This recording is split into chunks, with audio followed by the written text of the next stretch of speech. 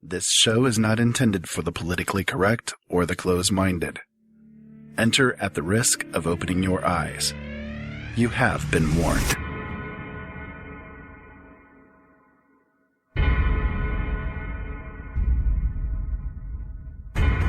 Why does the media attack an issue? To get primetime ratings? In my line of work, you got to keep repeating things over and over and over again for the truth to sink in. The Army Air Forces has announced that a flying disc has been found and is now in the possession of the Army. A moment comes when we step out from the old to the new, and when the soul of a nation, long suppressed, finds utterance.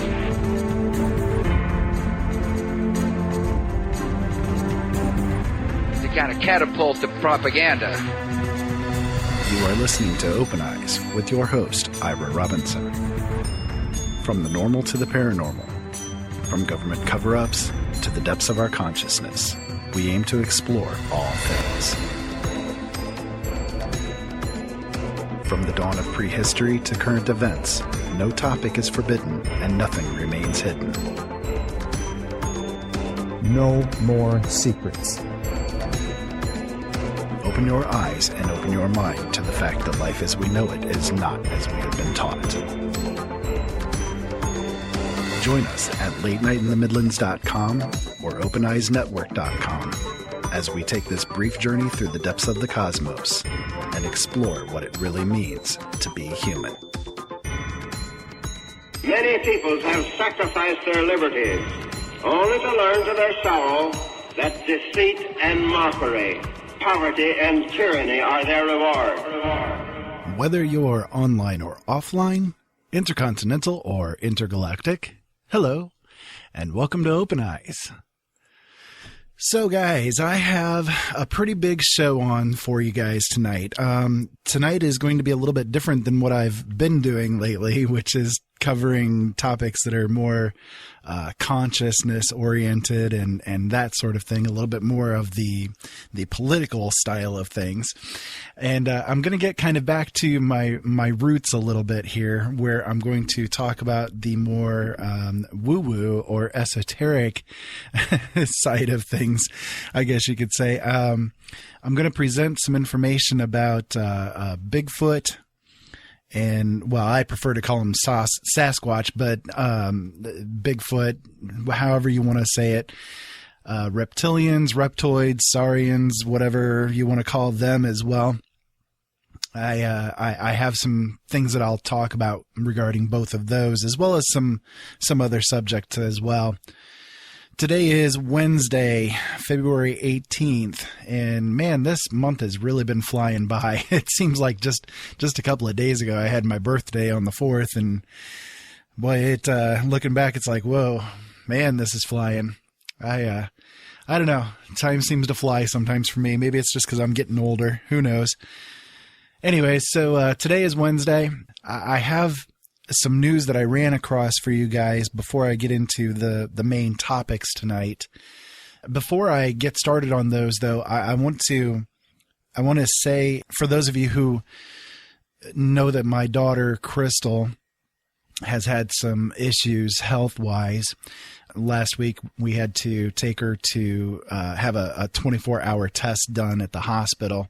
Things went well with the test. We won't get the results back for a little while yet, but things did go well with the test, and she is okay. Everything's fine. For those of you who aren't aware, she's been having some issues as far as seizures are concerned, and so we've been trying to get figured out for a few months now exactly what's been going on with her neurologically or whatever it may be. And of course, it's a big concern because whenever you deal with a seizure disorder, it's something that you really have to pay attention to really hard.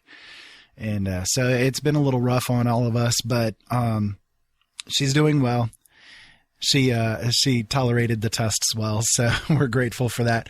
As soon as we know any more information, I'll definitely let you guys know. I know there are a lot of my listeners out there that have been asking me about it and are concerned, and we really appreciate your prayers and the the good thoughts and the love that you guys have been sending our way. It's definitely appreciated. So thank you very much. I just wanted to give you an update on that on the air so that you guys could be aware. So for the news, well, I have a few bits for you that have been going on over the past couple of days that have definitely, I don't know, it makes me shake my head. It really does. According to LifeSite News, a Catholic publication, the Kenya Catholic Doctors Association is charging UNICEF and the WHO with sterilizing millions of girls and women under cover of an anti-tetanus vaccination program sponsored by the Kenyan government. The Kenyan government denies that there is anything wrong with the vaccine and says that it's perfectly safe. Of course it's perfectly safe. It's the vaccine. It's always going to be safe. The Kenya Catholic Doctors Association, however, saw evidence to the contrary and had 6 different samples of the tetanus vaccine from various locations around Kenya sent to an independent laboratory in South Africa for testing. The results confirmed their worst fears. All 6 samples tested positive for the HCG antigen. The HCG antigen. The HCG antigen is used in anti-fertility vaccines, but it was found present in tetanus vaccines targeted to young girls and women of childbearing age. So what we have here is the same type of thing that has been going on with vaccines as well as medications in general for a really long time. In the 1960s, it was found that over 9 million doses of the polio vaccine was contaminated, whether intentionally or not. It was never verified, but you got to wonder, right? But 9 million doses of the polio vaccine was contaminated with the simian virus 40, which is a known virus. It's a virus that is known to cause cancer conditions. It's a direct cause of different types of cancer. So that was 9 million doses at least. This was what was admitted, was 9 million doses. This was admitted by the CDC, and it was actually on their website, listed on their website for a very long period of time. It was only recently removed. So you have this that went on. There have been others as well that have occurred just here in America. You have the issue with Bayer sending medications that were contaminated with HIV overseas to be sold because they were found to be contaminated with it here and could not be sold. So they were sold overseas instead of discarding them or destroying them. This kind of stuff goes on. This kind of stuff goes on all of the time. I talked about before how the different Native American populations in the United States and in Canada have been over the years systematically destroyed by forced sterilization, not necessarily through the vaccines as is this case, but still a forced sterilization has occurred. So why is all of this stuff going on? Well, I think you would think it would be obvious, right? It's population control. It's without a doubt 100% population control. They have no qualms about doing this kind of stuff. This is a form of eugenics. They've been doing it for a very long time, and they're going to keep on doing it as long as they can get away with it. And that's the issue. We need to stop these people from doing this stuff. You know, one of the best ways to stop them from doing this kind of stuff is to stop supporting them. Stop buying the medications from the companies that you know that have been found guilty of doing this kind of stuff. Don't give them your financial support.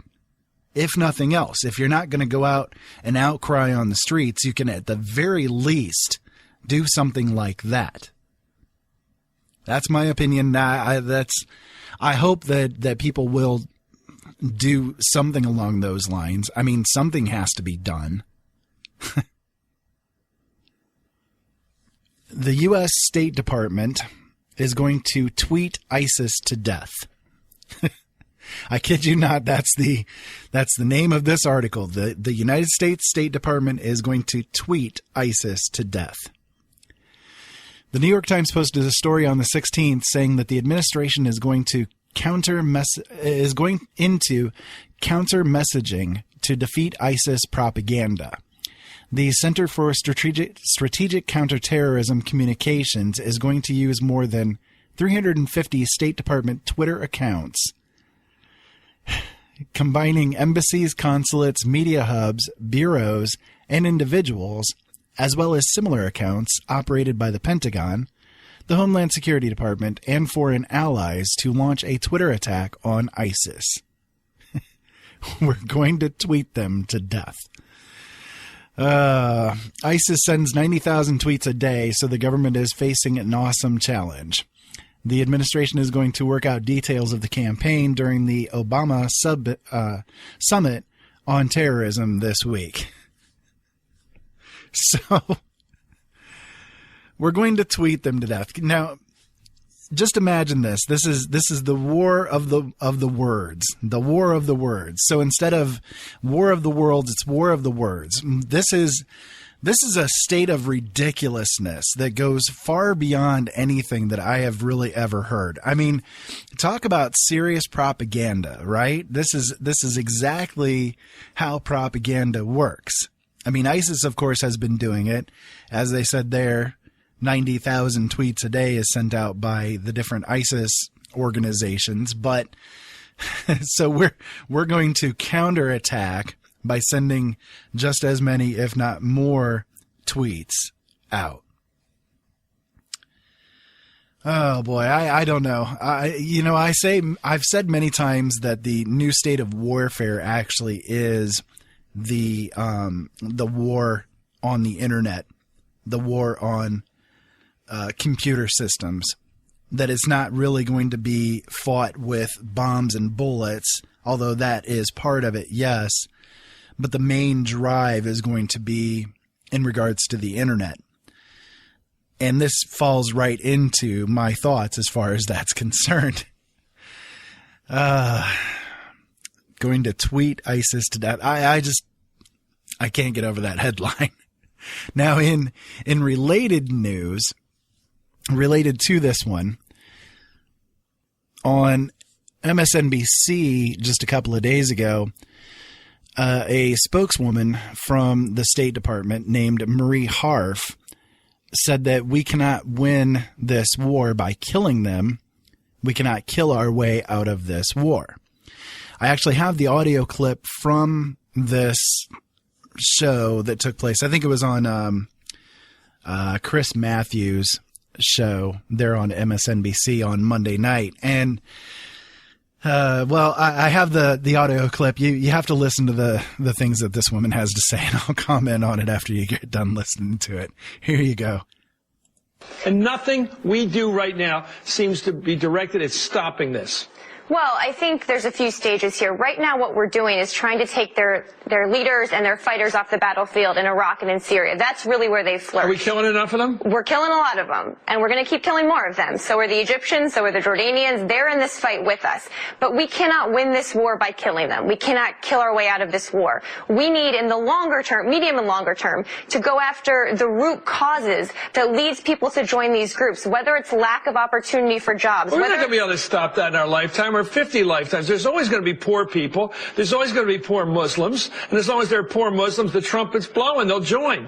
We can't stop that, can we? We can work with countries around the world to help improve their governance. We can help them build their economy so they can have job opportunities for these people. You're right. There is no easy solution in the long term to preventing and combating violent extremism. But if we can help countries work at the root causes of this, what makes these 17-year-old kids pick up an AK-47 instead of try to start a business? us. Maybe we can try to chip away at this problem while at the same time going after the threat, taking on ISIL in Iraq, in Syria, and helping our partners around the world. What are we doing to stop this? It sounds like we can't stop it. Well, I think they should know that the United States military is taking direct action in Iraq and in Syria. We're taking their leaders out. We're taking out their financing. We're taking out their training camps.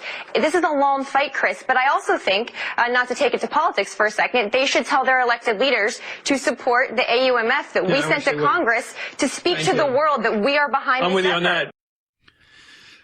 So I have to shake my head at the different things that this government is trying to do to fight against this alleged enemy that we have going on. I mean, we know that ISIS is directly derived from the Israeli Secret Intelligence Service. We know this. This has been proven. It's been shown. It's just like with Al-Qaeda being part of formed or derived from the CIA here in America. It's their form of it. We know this. The thing that makes me shake my head is that they're on one hand trying to beat the drums of war, saying that we are needing to go and attack them. We need to take them out from their base, their cancer that needs to be removed, and so on and so forth. And I don't necessarily disagree. But at the same token, saying, well, we need to do what we can do to help them find jobs. How many Americans are currently jobless? What do we have right now? It's been shown to be 11.5% unemployment rate here in the United States, and we're worried about giving jobs to people in the Middle East. It really makes me shake my head. It's obvious that they don't care about the American people. It's obvious that they don't care about us, the great unwashed masses. They couldn't give two craps about us. They took our jobs. I'm really seriously wondering when we started doing politics and running the United States on the basis of South Park, because this is what it's like. It really does make me shake my head in wonder at all of this stuff that's going on. How are people not seeing through this? Didn't we do the same kind of crap in Iraq?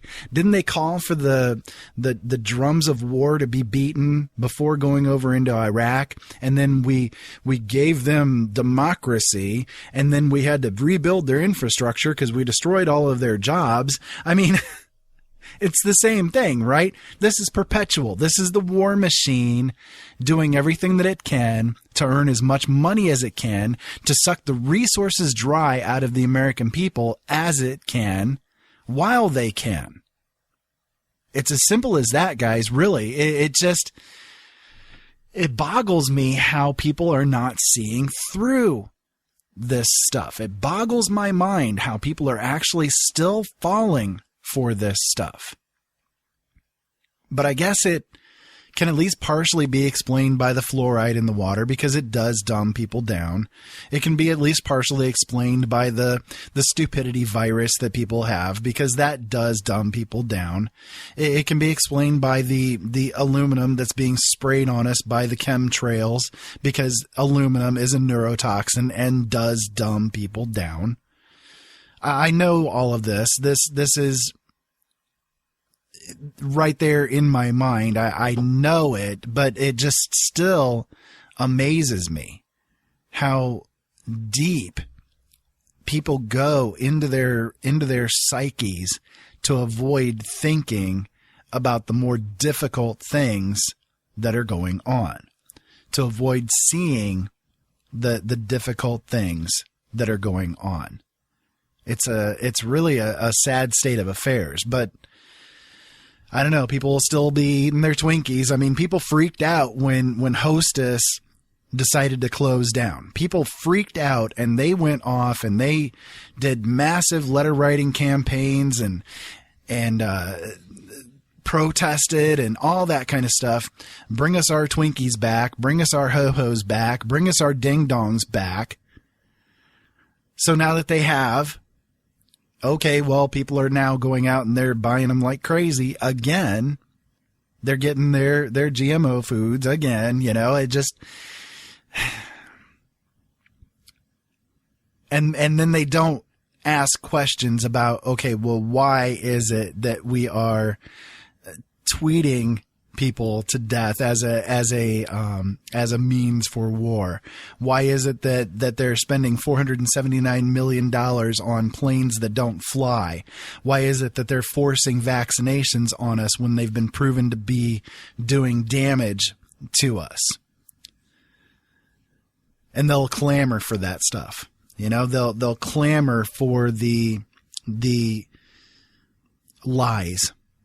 Tell us more lies, please, because we can't face the truth. Tell us more lies, please, because you've entrained our brains to never see the truth about stuff.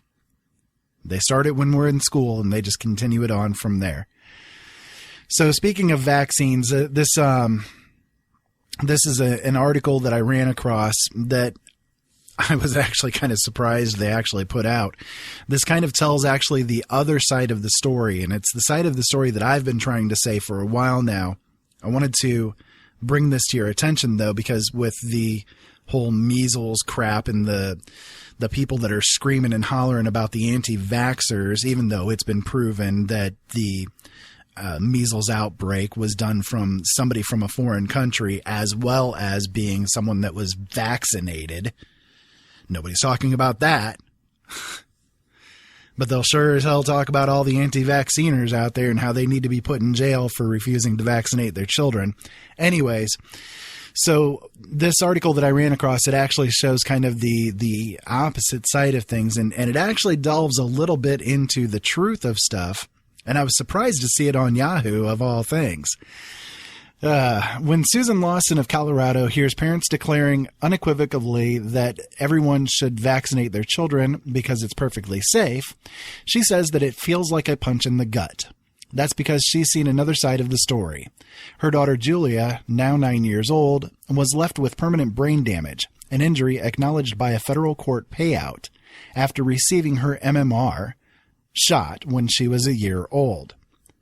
One morning about a week after Julia received the shot, her now ex-husband found her daughter in a terrifying state. She was blue and cold, and her body was arched, her eyes were looking in opposite directions, and she was covered in feces and vomit. We thought that she was dead. She was rushed to the hospital, where doctors said that she was having seizures, and she was put into a medically induced coma. Julia spent many days in intensive care and the neurology ward before being sent home with the diagnosis of encephalitis, or swelling of the brain.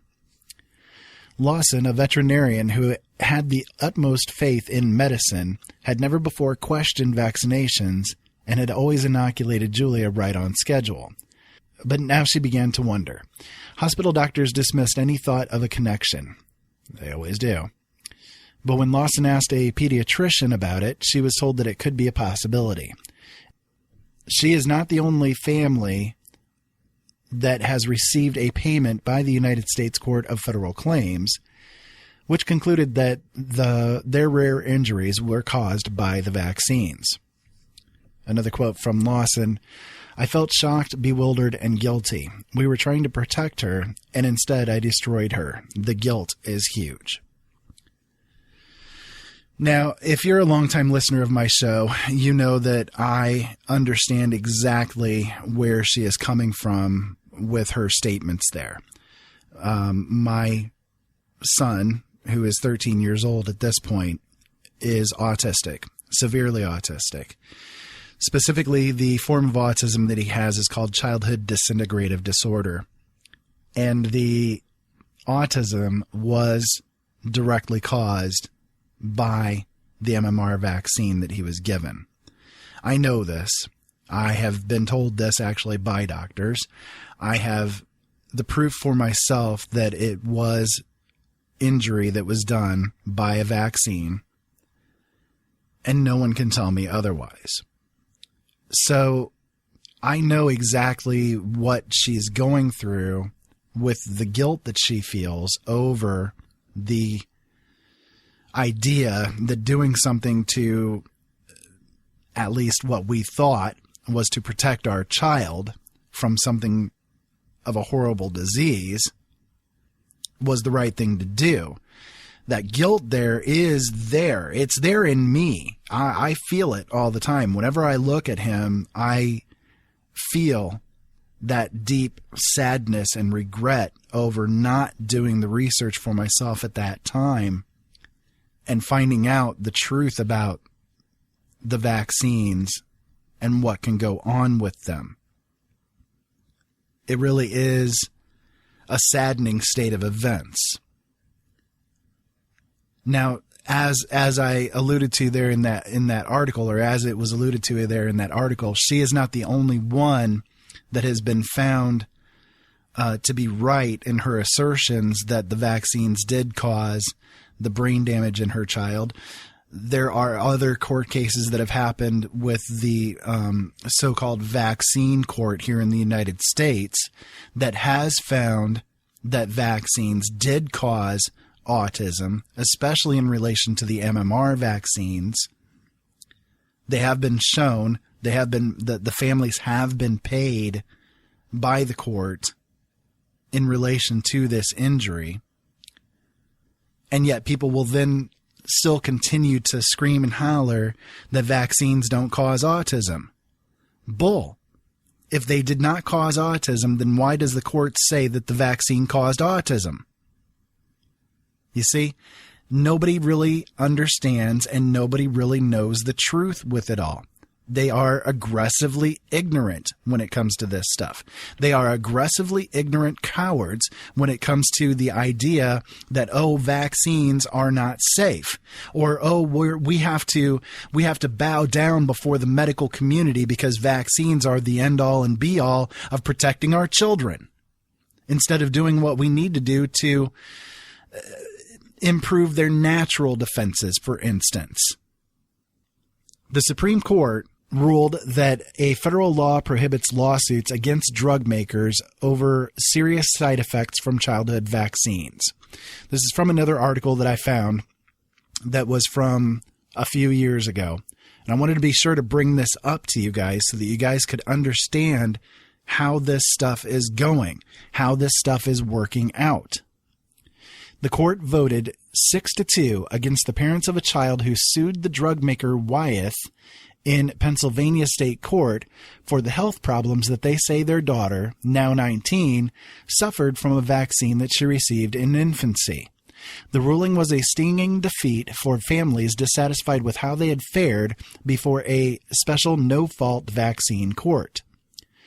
Justice Antonin Scalia, writing for the court, said Congress set up a special vaccine court in 1986 to handle such claims as a way to provide compensation to injured children without driving drug manufacturers from the vaccine market. The idea, he said, was to create a system that spares the drug companies the costs of defending against parents' lawsuits.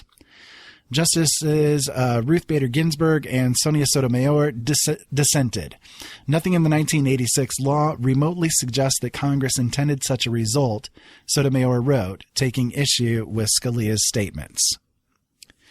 Scalia confirmed the outcome and said that when a vaccine is properly prepared and is accompanied by proper directions and warnings, lawsuits over its side effects are not allowed under the 1986 law. Vaccine manufacturers fund from their sales an informal, efficient compensation program for vaccine injuries, Scalia said. In exchange, they avoid costly tort litigation and the occasional disproportionate jury verdict. So you see how it goes here, people. They have set up a special court specifically for trying vaccine-related cases. That is it, and that is all. That is all that they do. It's the so-called vaccine court. It is very, very difficult, to say the least, to get a assent from this court in acknowledging that your child was damaged by a vaccine. It is exceedingly difficult, and it takes many years in a lot of cases to have it done. But they have come out and said that yes, the vaccines were directly responsible for causing autism. Yes, the vaccines were directly related to causing paralysis. Yes, they blah, blah, blah, blah. They have acknowledged it, they have admitted it, and they have paid off the parents of these children that were damaged and injured by these different vaccines a lot of money. Yes, a lot of money to help compensate for the damages that are done, but still, they have come out and said, yes, these have happened, these have occurred. So how can people then turn around and claim that the vaccines don't cause damage, that the vaccines are perfectly safe and harmless, even though on the warning labels of the vaccines, it will list horrific side effects all the way through? Oh, but they're perfectly safe. The things happen rarely. And yet now autism is 1 in 50 as of the year 2013. The numbers from the CDC as of 2013 now state that autism is 1 in 50. In 1940, 2 vaccines were given. In 1980, the 70s and 80s, 8 vaccines were given. Now they're given 49 by the time that they're 6 years old. And that's a real sad thing. People need to get cautious with this. There is a lot of stuff that's in those vaccines that does cause damage. And it has been proven to cause damage. They warn you about it, that it causes damage. And yet they've set up this vaccine court so that they themselves don't have to take any kind of responsibility for the crap that they do to our kids. They don't have to take responsibility. They don't have to look into our faces and their faces and look at them and say, yes, we know that we caused the problem. They get to completely avoid any kind of consciousness or conscience when it comes to what they do to our kids. And yes, I understand the science behind it. Yes, I understand what people are trying to claim about the way that vaccines work and how they make it more effective to be safe from these different viruses and blah, blah, blah. I understand the science behind it, but I also advocate for the fact that, look, a lot more needs to be done to make these damn things a lot safer than what they are right now. There's no reason for them to have all of this stuff in it that causes so much damage and so many adverse effects. There's no reason for it. We have breakthroughs in science that allow us to do a lot of different things, and yet we're using these techniques and things that were designed in the 17 and 1800s. Okay? Why? Have we not progressed any further than that? Come on. Give me a break. Okay, I'm sorry I went off on that for a while. I know I monologued on that for a long time, but you guys know me by now. You know that that's a passion point for me, and I really wanted to get that information out as far as the vaccine court thing is concerned. Let me just put it to you this way, as far as the vaccine court thing is concerned. When the government has to make it illegal to sue the companies that are responsible for these things, you know that there is a problem. When they make it illegal for parents to be able to sue these manufacturers for the damage they cause, you know that there is something wrong. So the last story that I have for you is a kind of a quick one. You guys know that I've also been paying some attention to the illegal immigration issue that's been going on, and how Obama has come forward and said, okay, well, all of these people are here. They're going to kind of basically get amnesty and all that kind of crap. Well, a federal court late Monday blocked an executive order by President Barack Obama that would have granted relief from deportation to millions of unauthorized immigrants. Governor Greg Abbott sued the federal government on December 3rd while he was the state attorney general, leading what would become a 26-state coalition opposed to Obama's order. The ruling by Brownsville federal judge Andrew S. Hannon prevents all applicable agencies from implementing any expansions to the Deferred Action for Childhood Arrivals program. Hours after the ruling, White House Press Secretary Josh Earnest issued a statement saying that the Justice Department would appeal Hannon's decision. And this is a quote from him. The Supreme Court and Congress have made clear that the federal government can set priorities in enforcing our immigration laws, which is exactly what the president did when he announced common sense policies to help fix our broken immigration system. Those policies are consistent with the laws passed by Congress and decisions of the Supreme Court, as well as 5 decades of precedent by presidents of both parties who have used their authority to set priorities in enforcing our immigration laws. The Department of Justice, legal scholars, immigration experts, and the District Court in Washington, D.C. have determined that the president's actions are well within his legal authority. Top law enforcement officials, along with state and local leaders across the country, have said that these policies will also benefit economy and help keep communities safe. The district court's decision wrongly prevents these lawful common sense policies from taking effect, and the Department of Justice has indicated that it will appeal that decision. So I wanted to be sure to make mention of this in this episode, because this guy coming out here and saying that this is to keep communities safe, well, right there, you should know that there is an issue, right?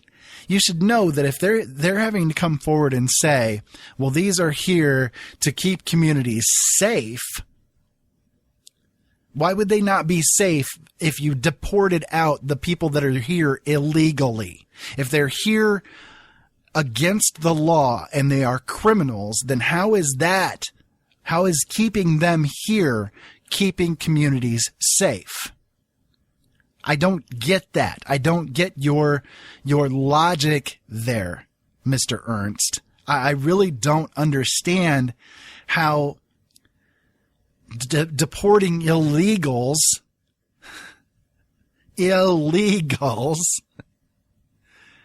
is something dangerous. I just don't get it. I don't see it. It's a little confusing on your logic there, buddy boy. Anyways, okay. So guys, I'm going to take a break here real quick. I need to get a drink down my throat here. And no, I don't mean alcohol, although with what I've been talking about so far, maybe I could use a good stiff drink. Anyways, I'm going to take a break here real quick. And when we come back, I'm going to get into the topic of Bigfoot, Sasquatch, skunk ape, whatever it is that you want to call him. We're going to talk about the big guy here and maybe get into some things that you've never heard about with it before. Hopefully, we'll see. So hang around with us. We'll be back in just a few minutes. The new priests are the purveyors of the now. The if you don't get this right now, you're doomed mindset that is surrounding us was created by these men in black, these dark masters, these puppet masters that control the strings. They, the ones with the real knowledge of how reality works, those that know and understand the origins of us. Those are the ones controlling the masses through the media, through the politics, through everything that causes us to be divided, losing the sense of what is really real. That reality is that we are all connected, all together in this thought experiment that the universe is running.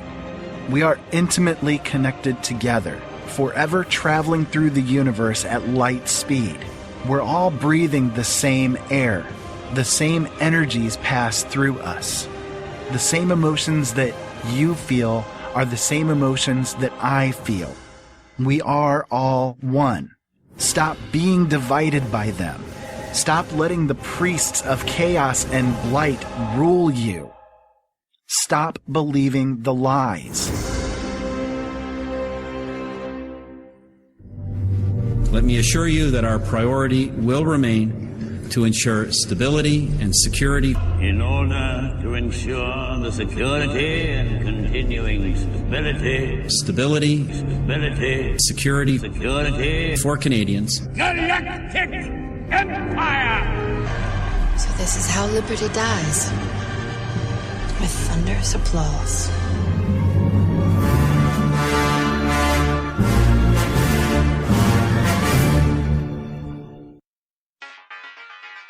Have you been looking for answers? Have you been seeking the truth but can't seem to find it? Late Night in the Midlands has the answers for you.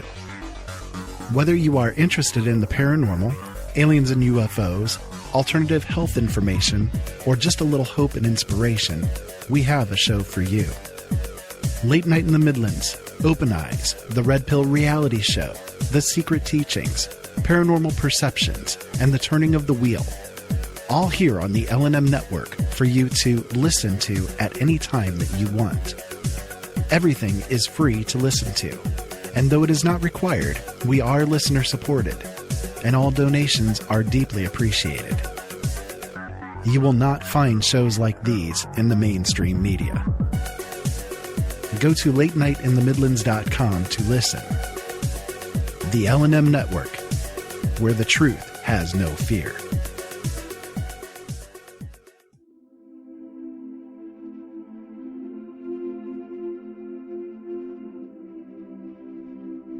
So I want to challenge you all about what you think you know.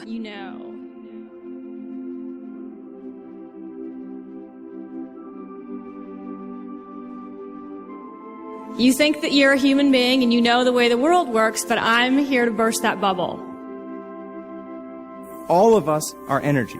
A human being is a very complex pattern of energy.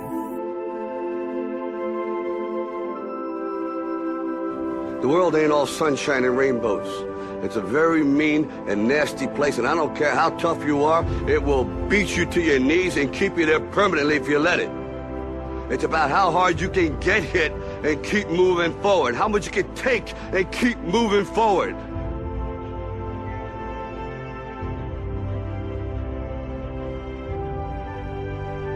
Much more important to teach children to question what they read. Children should be taught to question everything. Children should be taught to question authority. Parents never teach their children to question authority because parents are authority figures themselves.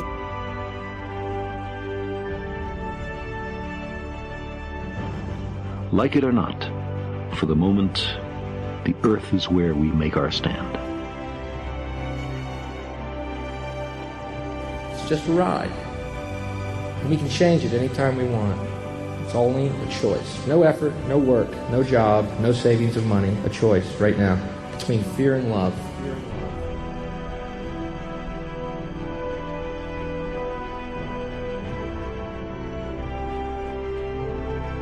Because to be awoken means you're doing the work here to change this world right here in the now where you're at now.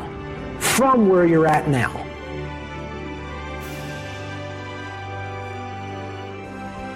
The eyes of fear want you to put bigger locks on your door, buy guns, close yourself off. The eyes of love instead see all of us as one. It underscores our responsibility to deal more kindly with one another and to preserve and cherish the pale blue dot, the only home we've ever known.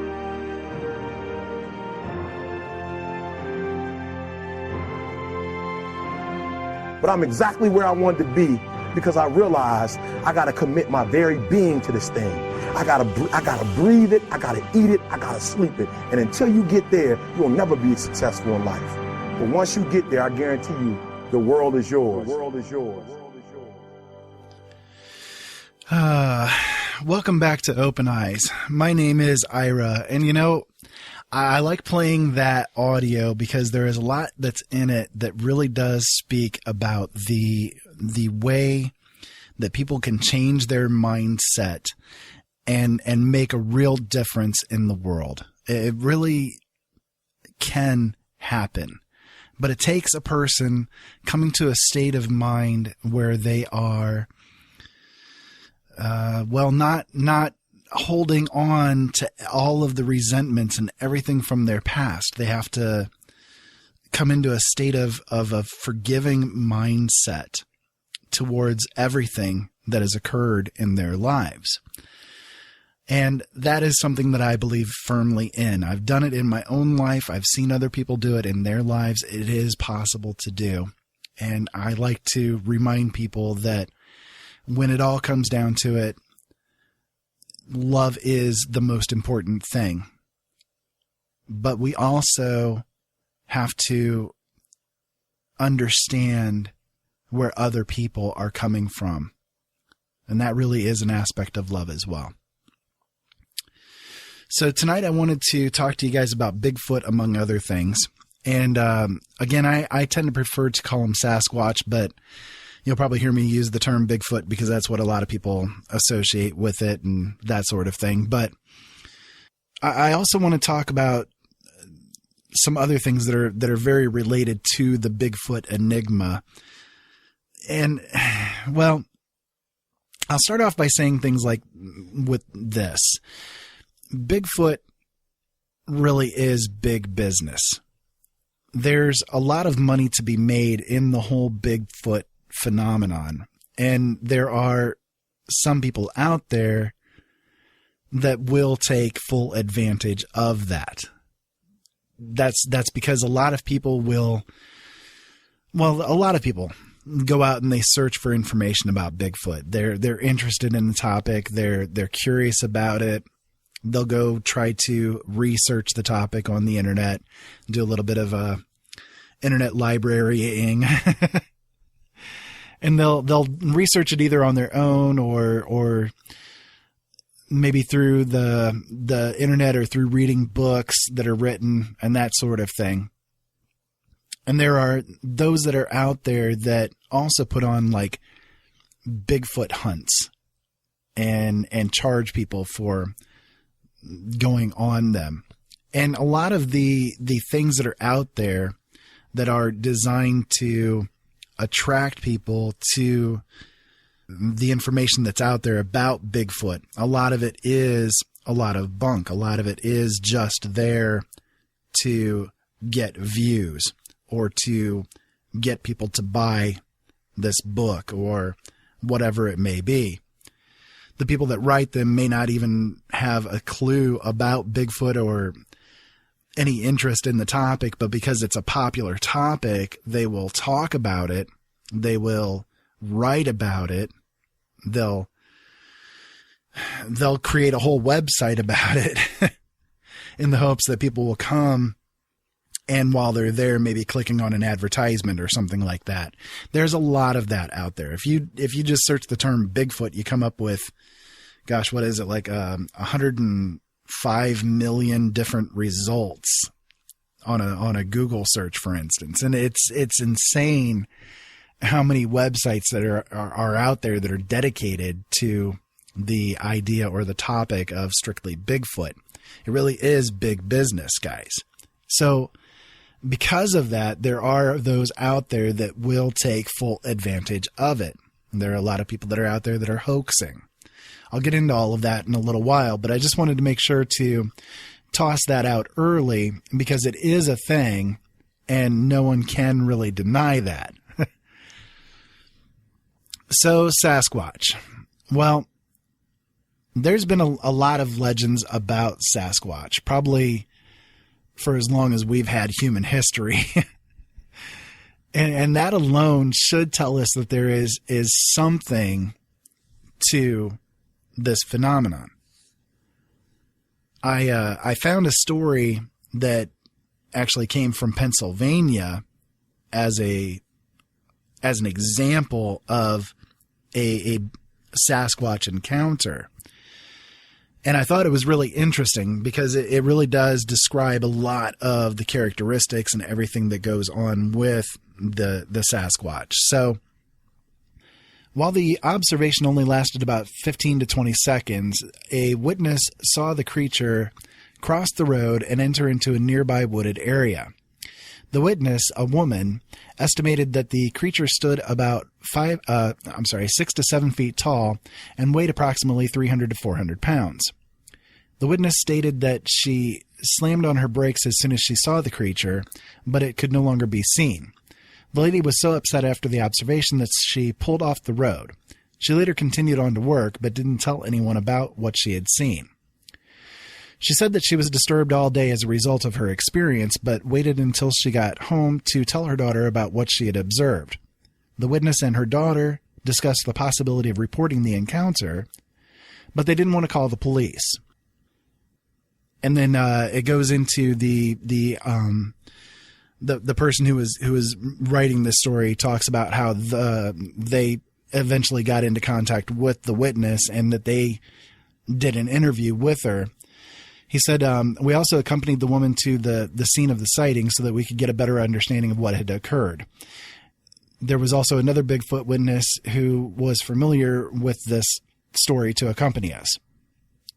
During the interview, more information about the incident came forward.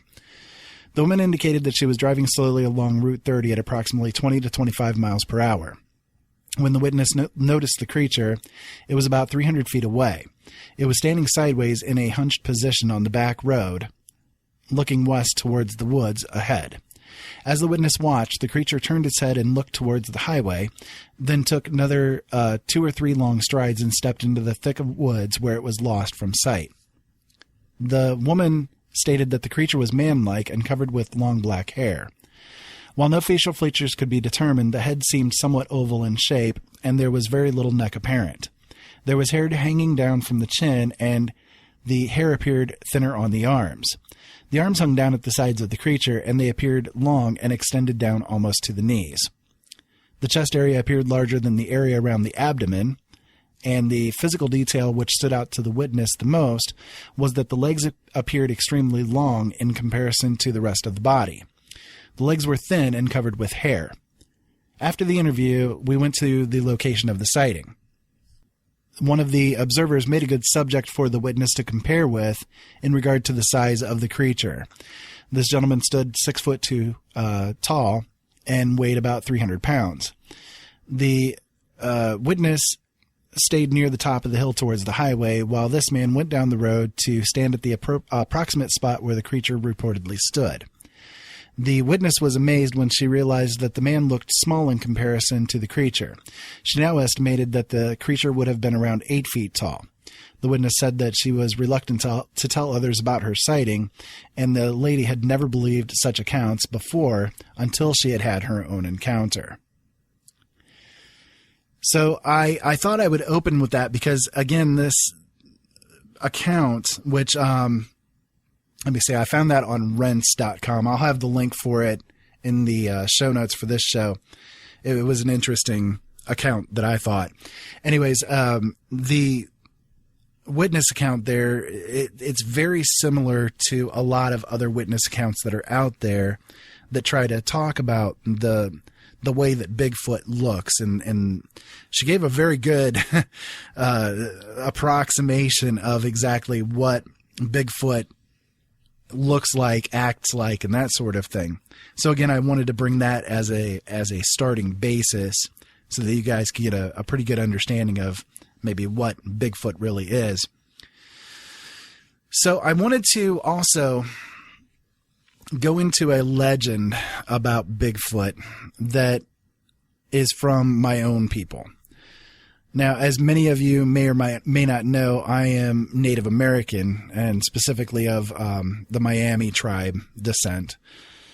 And I was told a legend by an elder of mine years ago that has stuck with me, referring to Sasquatch, or the skunk ape, or Bigfoot, or whatever it is that you want to call him. So here's basically what I was told with it. A very long time ago, our people had interactions with the big ones. That was his words for it, the big ones. They lived separate from us, and they were shy about interacting with humans, but there was definitely trade that went on between the tribes and them. things were like that for a really long time, with them and us sort of coexisting together, not directly living together in unity or in the same villages or tribal areas or anything along those lines, but at least coexisting together. There really wasn't much animosity between the two peoples. But then a war broke out between the people and the big ones.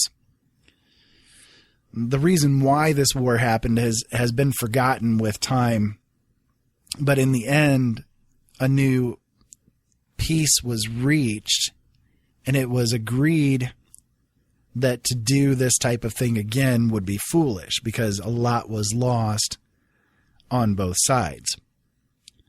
They became more nomadic, backing away from humans and going into the places that we rarely went, and it was agreed that things would be fine with things that way. And it's been that way ever since. The main idea with it is that they had at least some form of sentience because they were able to interact, at least in some ways, with our people. And this type of thing went on for a very long period of time. I thought that was an interesting story, though, an interesting take on it, because I've heard a lot of different legends about Sasquatch over the years in all of the research that I've done. And I don't really hear many people referring to the idea that at one point in time, there was actually a diverse trade type of events going on between the two communities, and that the two communities were sort of coexisting together in that way for a long time. I thought it was a very interesting idea, I guess you could say.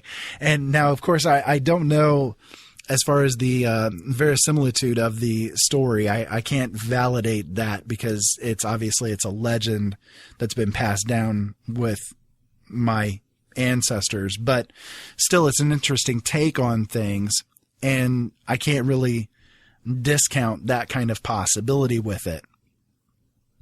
Ralph Gray Wolf, in an interview with a reporter from a Minnesota newspaper in 1988, said, "In our way of beliefs, they make appearances at troubled times to help troubled Indian communities get more in tune with Mother Earth.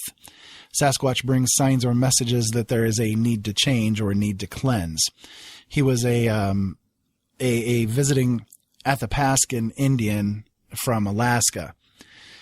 So it's interesting because they're not the only one, or he's not the only one to have claimed this kind of thing either.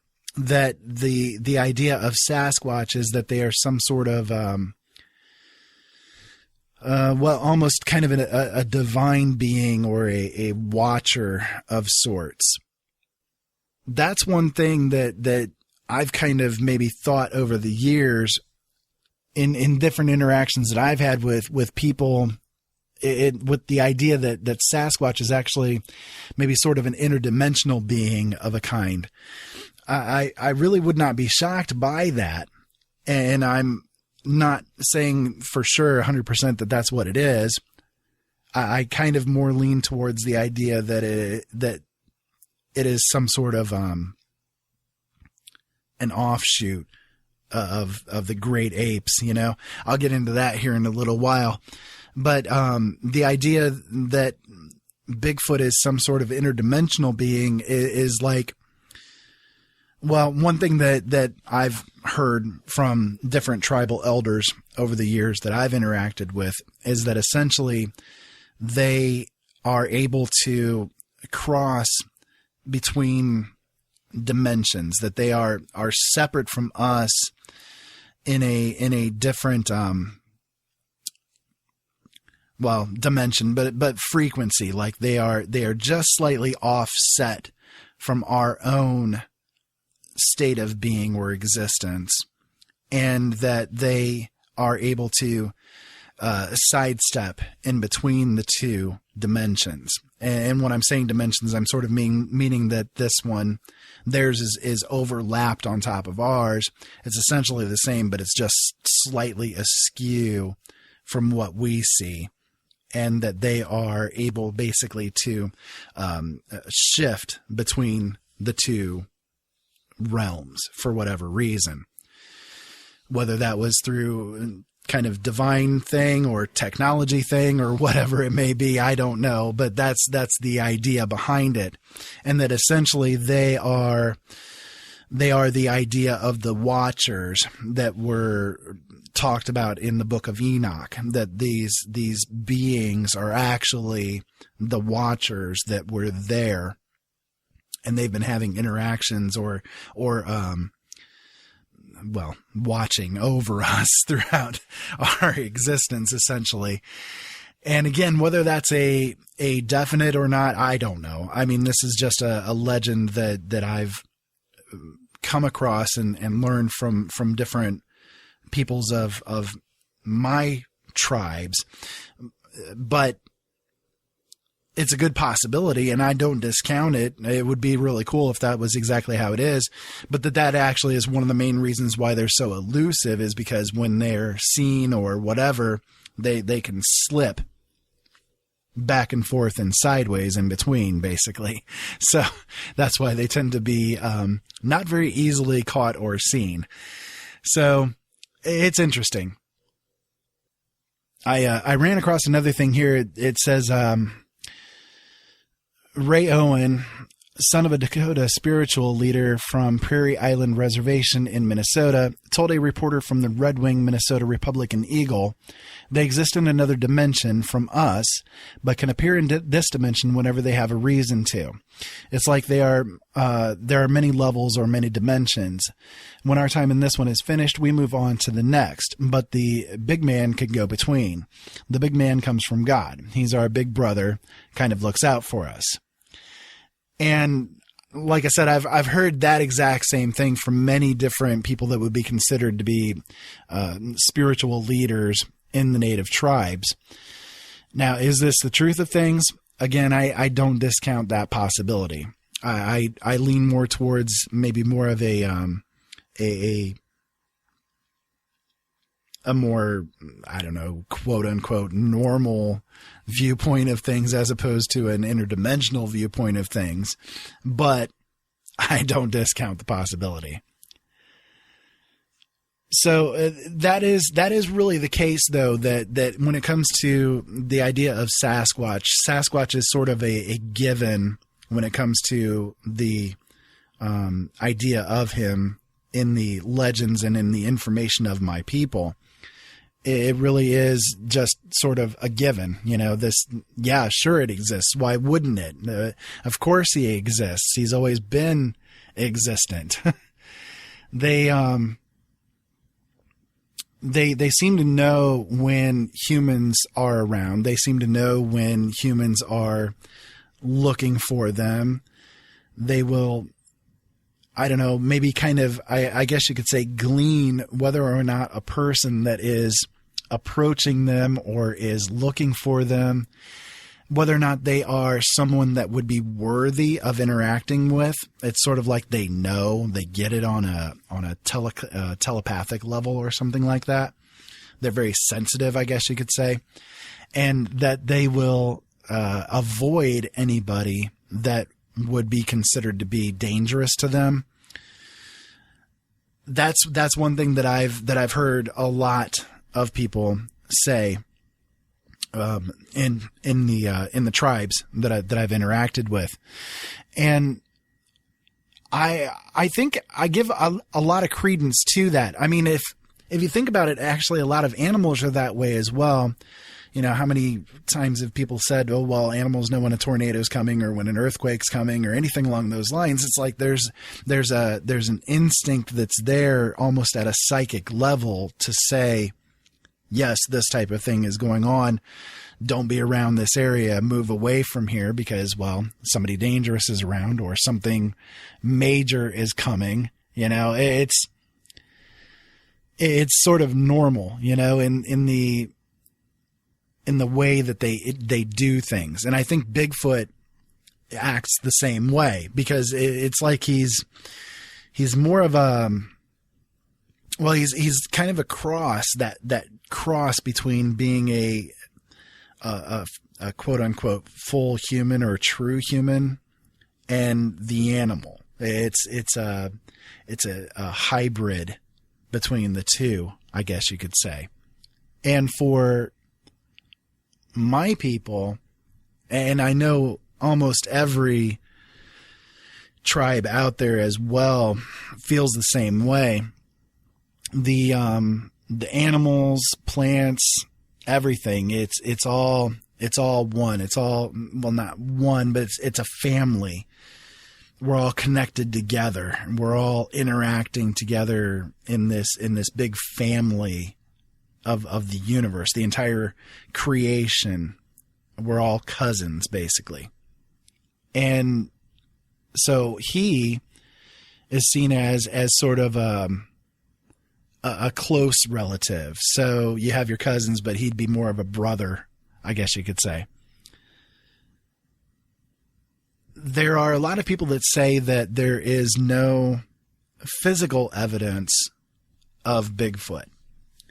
That there is no, there has never been found anything to say, yes, this is physical evidence that Bigfoot exists and we can rely on this and that sort of thing. I hear that a lot. And the truth is that is actually a false statement. There actually is more physical evidence than most people really want to acknowledge. The fact is that physical evidence in the form of, well, tracks that don't match any other kind of animal tracks, that don't match any kind of human tread. The strides are way too long. They're very deep. They're huge feet. The hairs that have not been able to be associated with any kind of other kind of wild animals. Big poops that don't get made by other known species. Again, these are all types of physical evidence. But the thing that most people try to say is that there's no bodies of Bigfoot that's been found, or at least none that are quote unquote legit. And one of the reasons for that is because people really haven't been looking for them. And I know that sounds kind of funny to say, but it really is the truth. It's you won't hear about deer remains found in the woods if no one is out there looking for deer remains, right? It's sort of the same idea. Seriously, though, one of the prevalent reasons is because as a species that is intelligent, it would be easy to realize that they likely have like burial ceremonies and maybe even full-grown funereal rites. They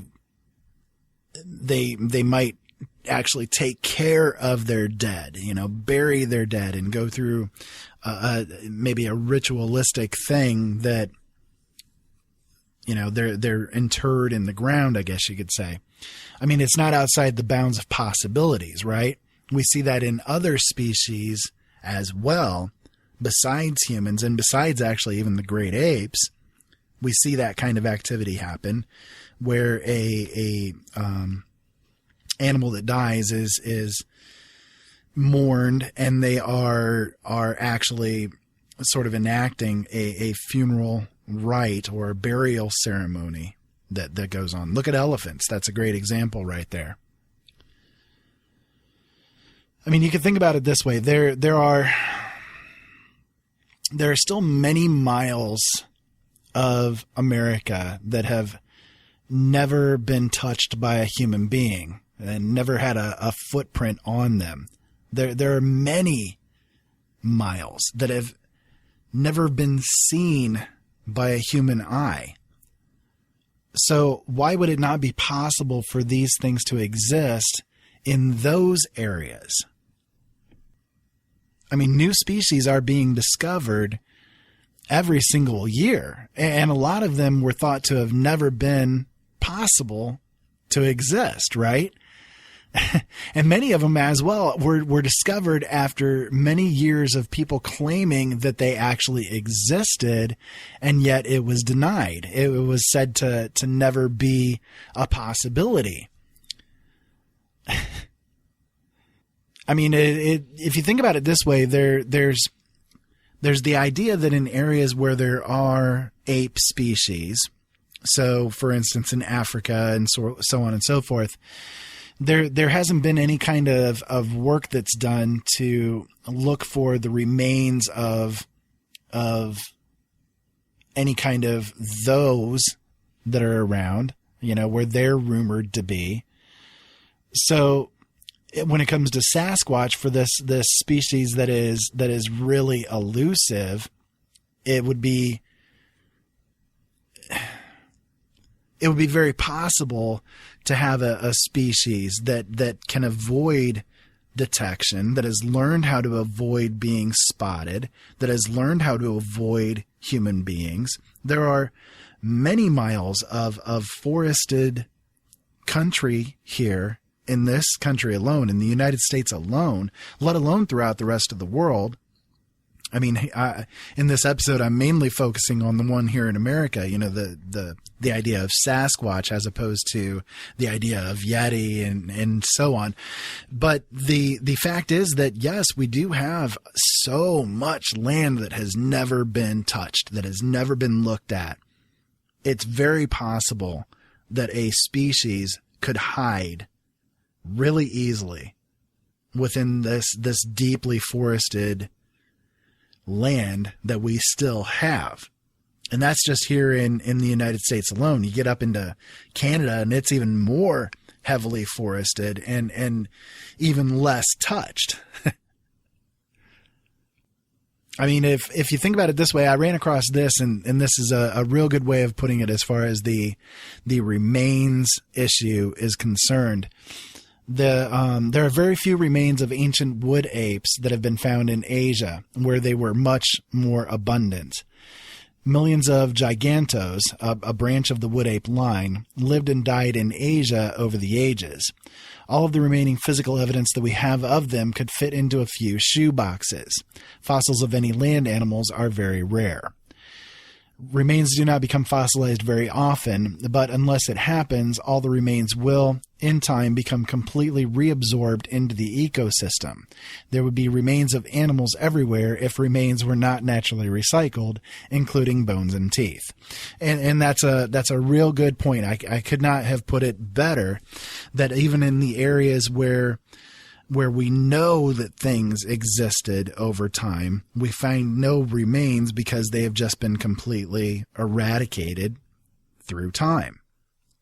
And the same thing could be said for the idea here with Sasquatch, that even though we have the idea that they've existed here all along, it's a very big possibility that no remains actually remain just because it's been eradicated with time. And this is a species that's been said to maybe only number in the 10,000 area, if as opposed to a black bear. How many people run across a black bear? It's very rare, right? It's not very, very common occurrence at all. And yet there are estimated to be almost 1 million black bears within the United States alone. So if you have that kind of a number and you have such a rare sighting of them, then why would a lesser populated species be any different, right? And that's just taking on the idea of it being these physical beings as opposed to the interdimensionals. And this is more of a normal looking approach to it. If you take the other side of things with it, it becomes that much more, because these are beings that are of something else. It's an entirely different existence. So the term Sasquatch, in case you're curious, the term Sasquatch is a derivative of the word Sasquatch, meaning a wild man. I thought that was really interesting. The origination of the word. I'm very interested in etymology as word origins. That's something that I've always been very curious about, and how different phrases and words come about. I don't mean to get off the track or anything like that, but I thought that was an interesting little take on it, in case you were ever curious as to why the word Sasquatch is there. The term Bigfoot was a term that was used in like the 1950s era by like newspapers and television to describe what was seen like in California area, the Washington area. And the word basically has just become the most commonly used word for this creature. So most of the Sasquatches are seen walking, and they have an interesting gait to them. A lot of people will liken it to being like cross country skiing or riding a bicycle or something like that. Their arms swing really, really wide as they walk. They take very long strides as opposed to the human being, which, unless we're running, we tend to take actually very short strides compared to what our legs are capable of doing, unless we're in a hurry. But a slow walking pace, we do a very short step each time that we take a step. However, with the Bigfoot that has been seen, they tend to take these really long strides, no matter how fast or slow they're going. And it's a very different gait than what the human being normally has. And that's one way that researchers have been able to see the difference of whether or not it was actually a Bigfoot, or maybe somebody that was in a Bigfoot suit that was perpetuating a hoax or something. That's one way that they have, I guess, put forward as an idea that this is a different thing. They tend to walk with their legs bent all the time. And that's not something that human beings normally do, because if you do it for any length of time, it starts to hurt. We're not really built for that kind of walking. That's more for the running, and that's a different kind of stride that's done. They are able to make a lot of very distinct sounds, and I've actually heard, I think, a couple of them over the years. My family used to do a lot of backpacking and hiking and camping in areas that have been known for a long time here to be, or thought at least to be prevalent with Bigfoot. And while we were camping one evening, there was a really, it was a crazy experience. We were in the woods, and there was a lake that was very close by, and we were on one side of the lake, and there was a large sound that came from the opposite side of the lake, and it sounded like woo. It was like really, it wasn't like a wolf kind of a howl or a coyote or anything along those lines. It was very much, it sounded almost kind of like a bonobo kind of a sound, you know. It was a very distinct sort of a hoot as opposed to a howl, basically. And from the area behind us, some distance away, we heard another one over there, like answering the call.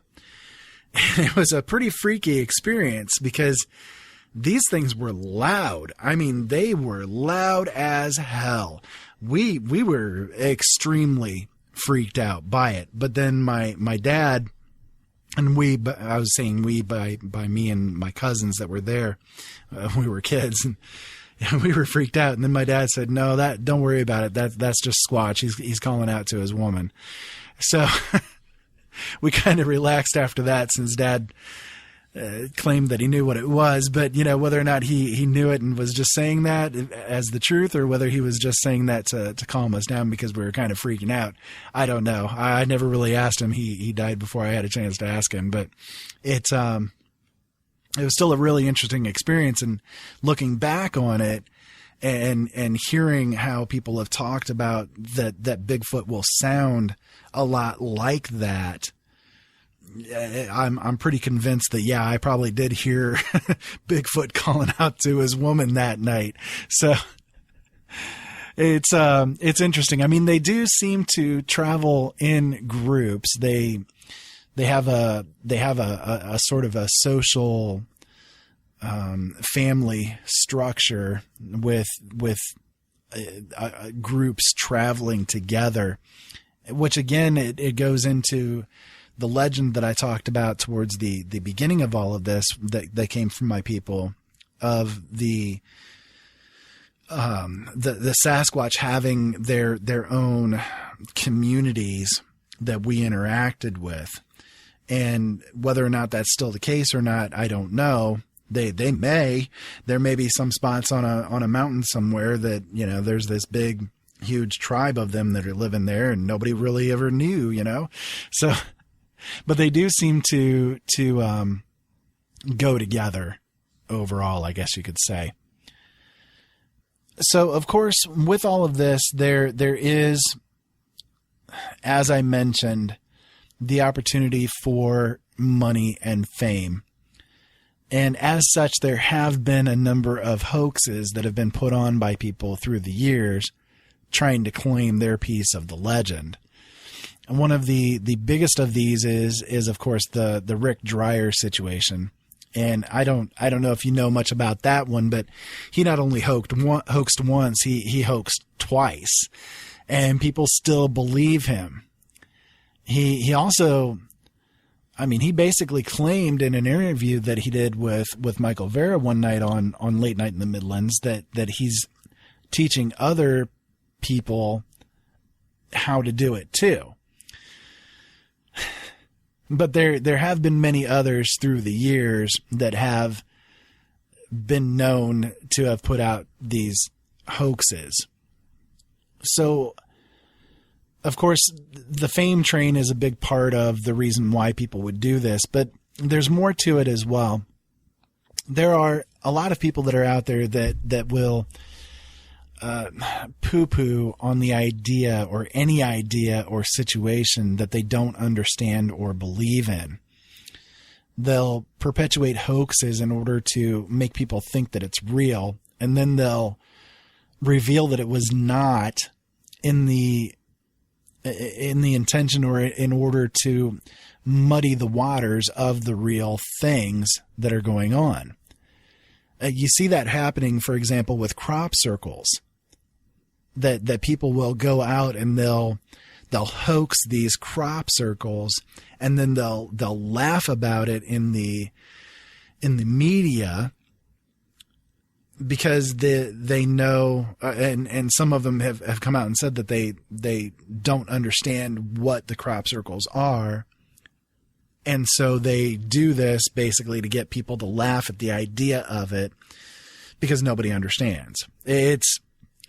People are like that. People are weird like that. But again, just because there are hoaxers out there, that doesn't mean that things aren't really happening and that the Squatch isn't a real phenomena. It doesn't mean that. Now, there is one theory that's out there that perhaps Sasquatch is a remnant of the Neanderthal line. There's growing evidence that the man and Neanderthal man clashed in a war of attrition, so to speak, a long time ago. Like 100,000 years ago, Neanderthals migrated to the Middle East and began going to war with humans there. And there's a lot of evidence that suggests that they may have even bred with humans. And in fact, it was just recently announced that Neanderthal DNA is mixed with Homo sapien DNA, and that actually anyone that is of pure African descent is free of the Neanderthal DNA.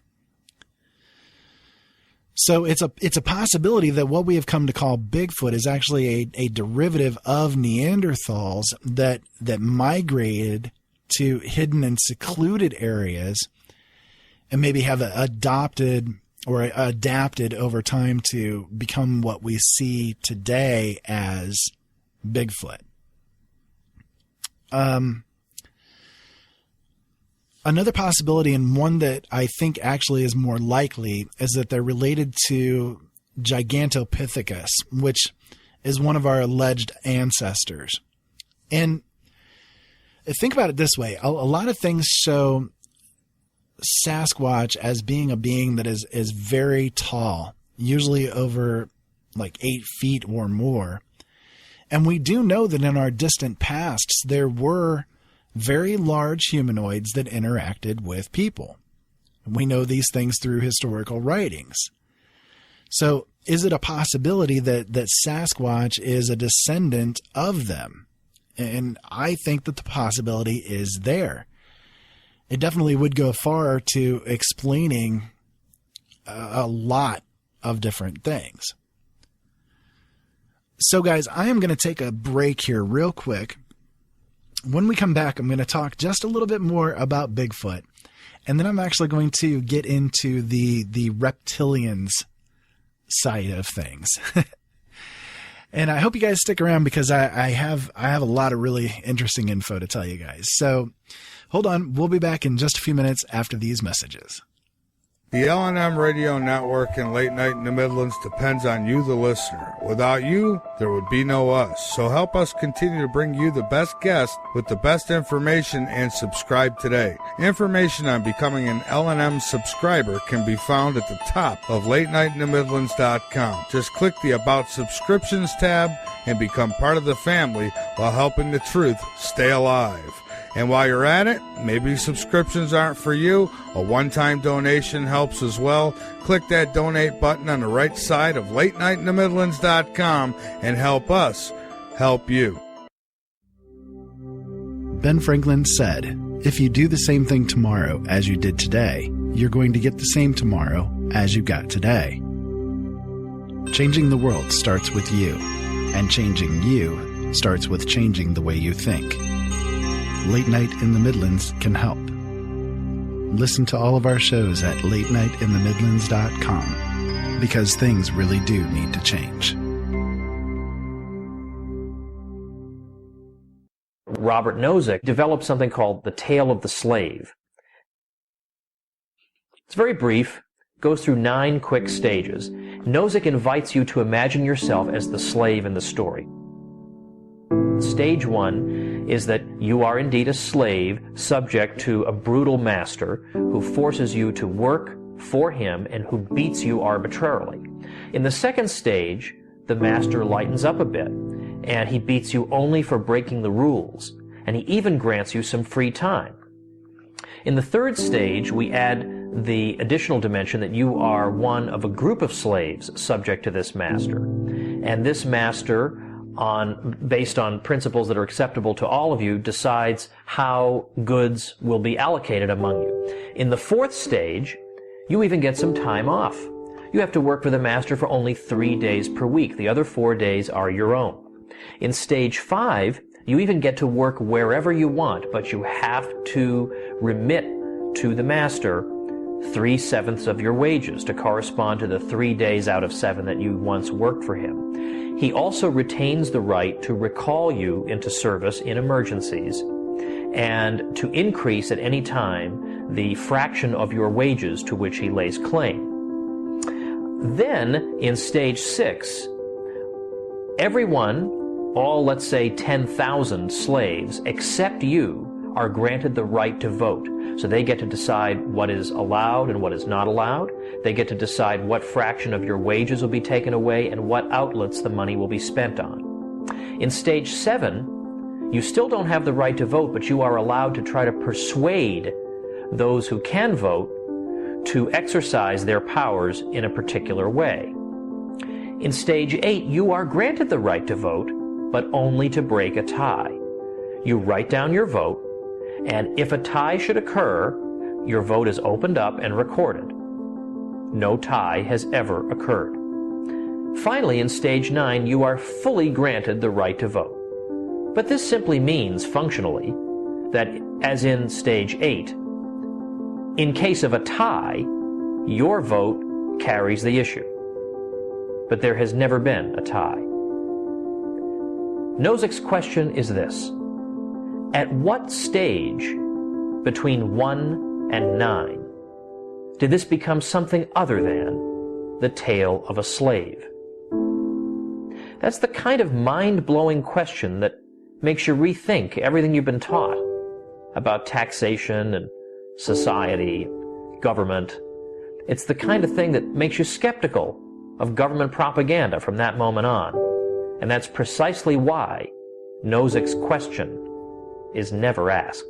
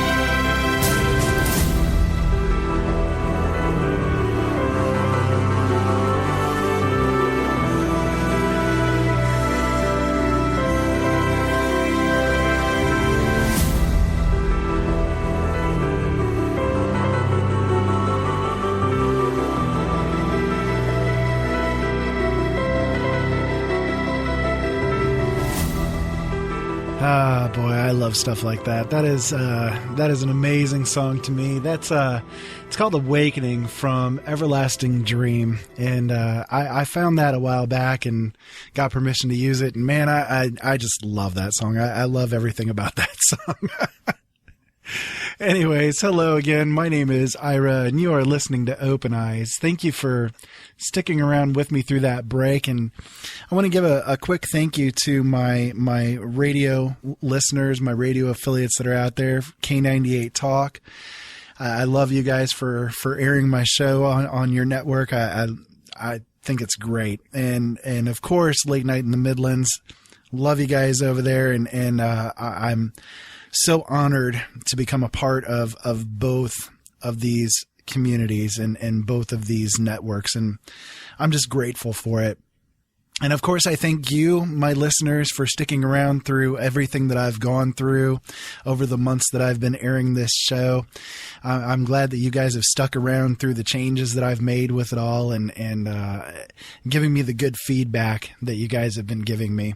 I really appreciate it. And if you have anything that you want to tell me relating to the show, or if you're interested in me interviewing you for the show, you have a story to tell of any kind, man, send me your information. I would love to hear from you.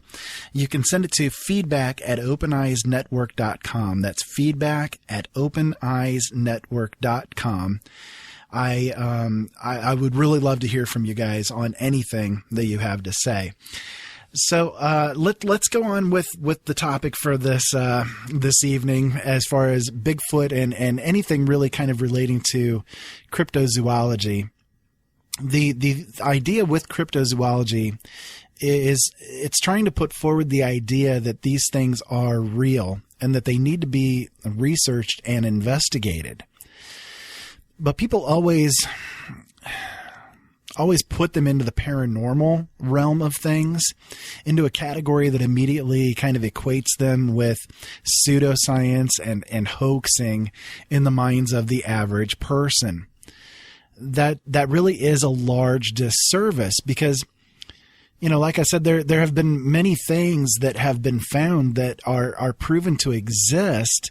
And yet years ago, when people tried to say that they were real, they were completely rejected out of hand by the mainstream scientists and by the average person.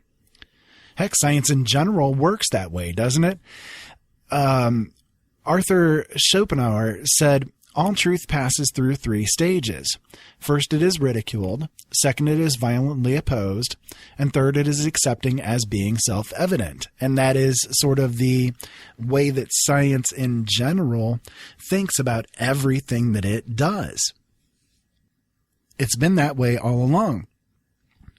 Man can't fly. It's impossible. If he were meant to fly, God would have given him wings. And yet 66 years after the first flight by the Wright brothers, we went to the moon. Science is funny that way, I look at the Sasquatch thing in the same light. Just because we don't know much about it now doesn't mean that we won't, and it doesn't mean that it doesn't exist. In fact, there's more evidence that Bigfoot exists to the naked eye than that bacteria exists, again, to the naked eye.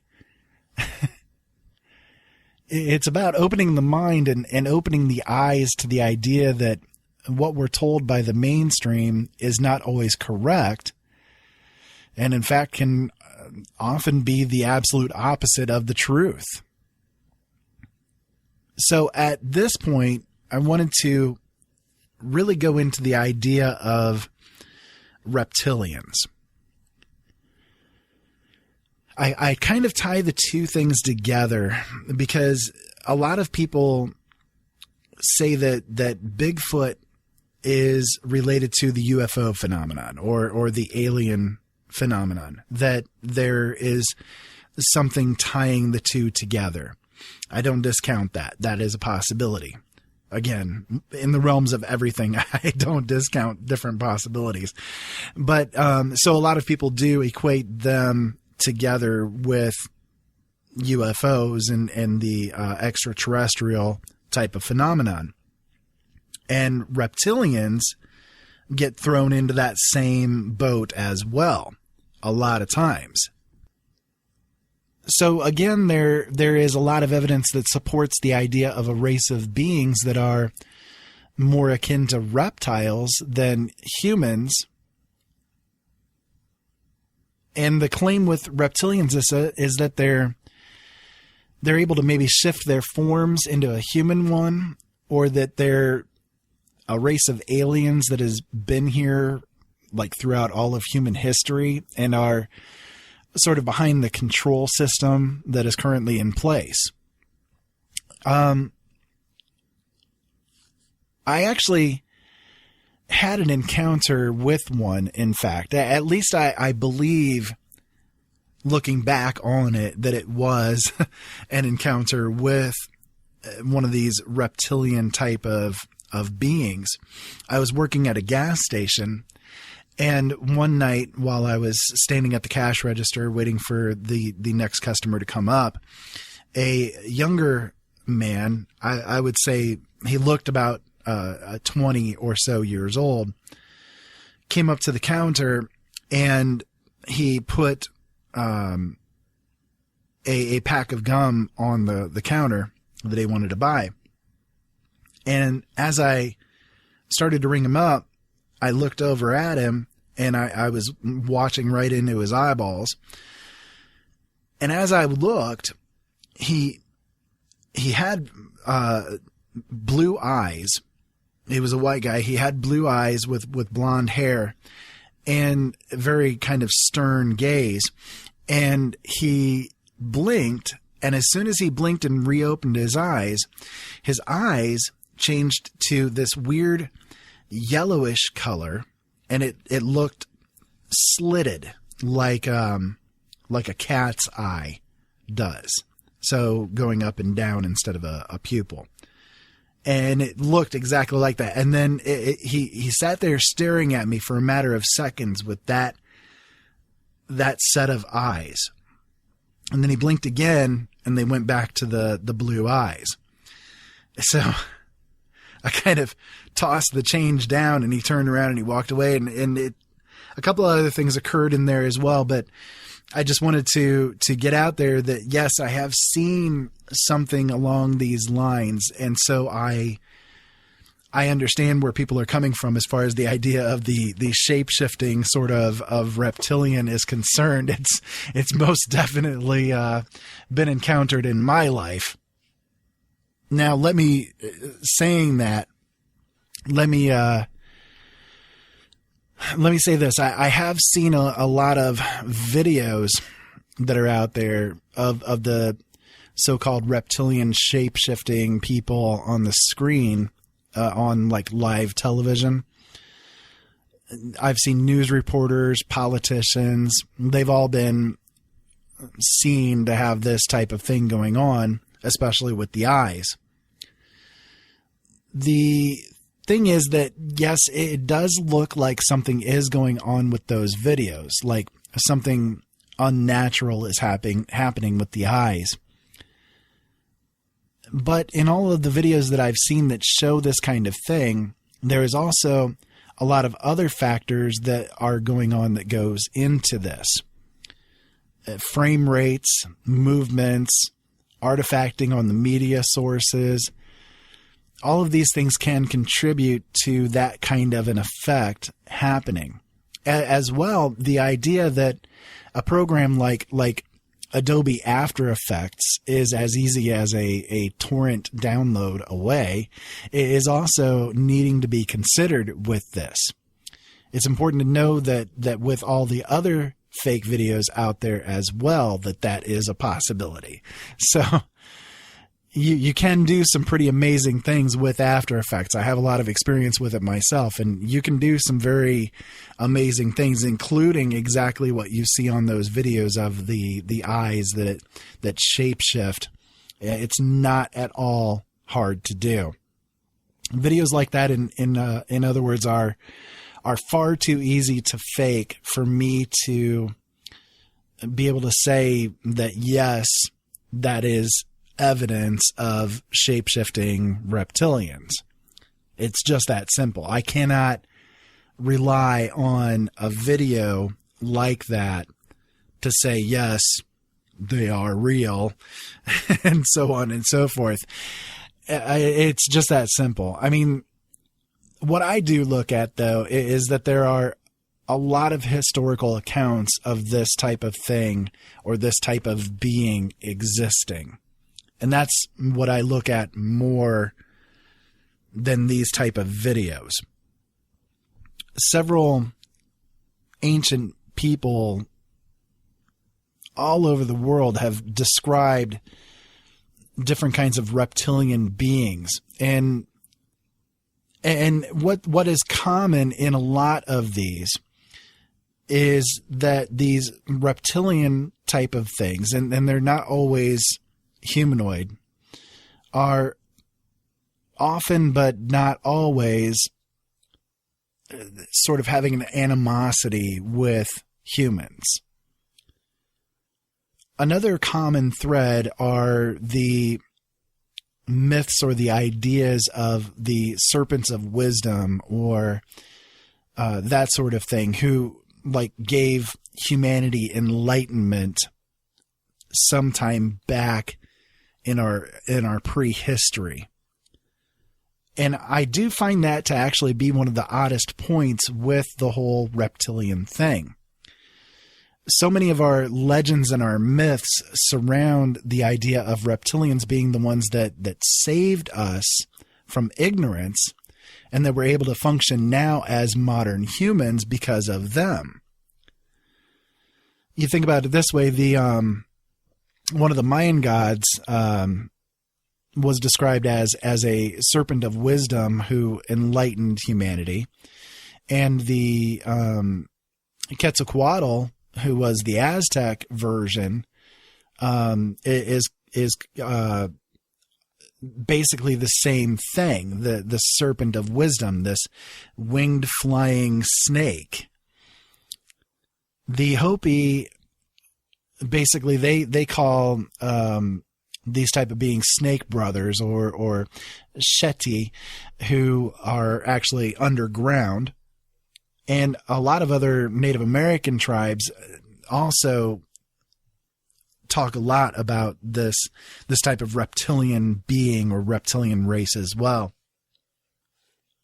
I also find it really interesting as far as the passing on of wisdom aspect to it all, that when people take things like ayahuasca, the thing that happens to them most often when they've ingested it is that during their hallucinations or their visions, they will meet a being that is a snake being. They refer to her as Snake Woman, who actually gives the person a lot of wisdom and a drive to become more socially and ecologically conscious, to keep the world safe, basically. And yet at the same time, a lot of other legends claim a darker side to them, and they say that they are out to get us all, and that they're here to destroy us and make us like their slave race, basically. And of course, this leads into the idea of the Anunnaki. Now, I've read all of Zecharia Sitchin's books over the years, and I've studied the things that he put forward in his different writings and his talks. I still actually have a few of his books on my bookshelf over here, actually. So was he right? He claims to have translated different Sumerian tablets that referred to an alien race which created humans to work as slaves in their mines in Africa. This race, called the Anunnaki, basically, Sitchin said that the black-headed people of Sumeria were created by these beings by mixing man and beast together. And according to Sitchin, the black-headed people were considered slaves in the Sumerian caste system, like underneath the Anunnaki. The tablets from Sumeria also refer to the creation of black-headed people in the area geographically called Abzu, which is basically West Africa, essentially.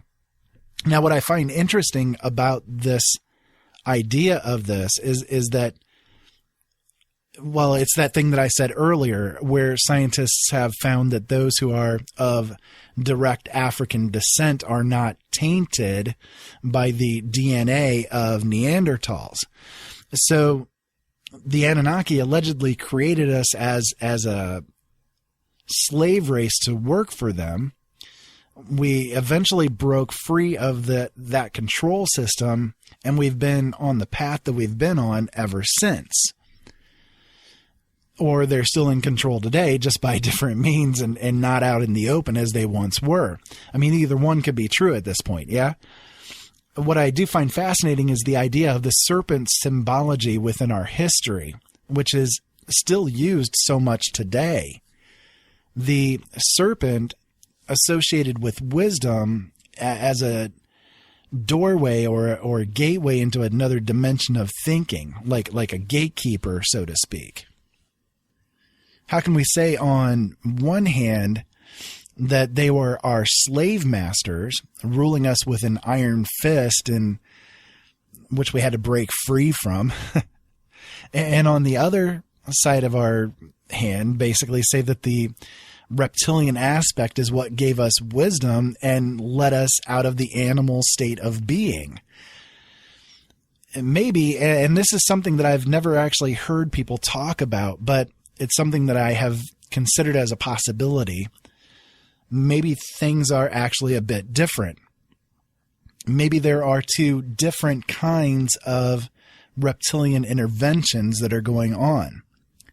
On the one hand, you have the physical embodiments of the reptilians. These would be the Anunnaki, or the ones that are sitting in power now, the ones that are controlling things from behind the scenes. These would be the ones that are the cannibalistic, evil, and bent on dominating humanity. On the other hand, you have a spiritual version of them, or maybe even an interdimensional type of a race. These would be the wisdom keepers, or the ones to pass knowledge down to us in order to help us make our way up the food chain, so to speak. It really would go far to me to explaining the strange dichotomy between the two. Maybe they connect with us on that deep lizard level of our brains. Maybe they're trying to tell us that the physical ones are the ones to watch out for and to avoid at all costs. Maybe they're the ones that the Asian culture is connected to a lot more easily. You know, they're legends of dragons as beings of great wisdom are really fascinating to me. And maybe there's really nothing at all to any of these things, but in my mind there really is. And the reason why is because so much evidence over so many years of time tells me that there's more to it than what we're being told or taught, and that it really does warrant an open-minded viewpoint towards it. And that, in the end, is maybe the secret, quote-unquote, serpent wisdom, that anything is possible and that nothing should be discounted. When you do, you ignore the predator that's behind your back waiting to pounce on you. And with that, folks, I am unfortunately, at this point, out of time. So, what did you think about all of this? What did you think about what I had to present you guys here? I hope that you guys got a lot out of it and maybe are coming away with it with thoughts that you maybe have never thought before. I would find that really nice. So you can give me an email at feedback@openeyesnetwork.com. Let me know what you think. If you want to go to the show notes for this show, you can go to openeyesnetwork.com/OE073. On that page, I'll have the links to everything that I read in the news and so on and so forth there. I really recommend going to it. I have all of my archives of all of my shows available there to listen to as well. So if you've missed any of my shows, be sure to go there and listen to them. There's always something interesting. Be sure to stay tuned. We're going to bring you the last frequency here in just a few minutes. And on Friday, on the 20th, I am going to bring you the idea of the culture of love. The culture of love. It should be a very interesting time. Guys, until next time, keep safe out there and have fun. And thank you so much for listening. Remember, tune in Friday, latenightinthemidlands.com, 7 o'clock p.m. Eastern Standard Time.